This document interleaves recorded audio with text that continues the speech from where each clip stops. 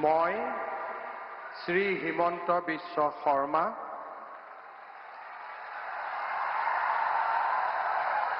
ঈশ্বৰৰ নামত শপত লওঁ যে বিধিৰ দ্বাৰা স্থাপিত ভাৰতৰ সংবিধানৰ প্ৰতি মই প্ৰকৃত বিশ্বাস আৰু আনুগত্য পোষণ কৰিম।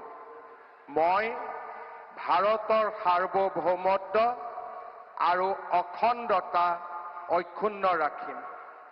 মই অসমৰ মুখ্যমন্ত্ৰী হিচাপে মোৰ কৰ্তব্য বিশ্বস্ততাৰে আৰু শুদ্ধ অন্তঃকৰণেৰে সম্পাদন কৰিম আৰু মই ভয় বা পক্ষপাত, অনুৰাগ বা বিদ্বেষ নোহোৱাকৈ সংবিধান আৰু আইন অনুসাৰে সকলো শ্ৰেণীৰ লোকৰ প্ৰতি ন্যায় আচৰণ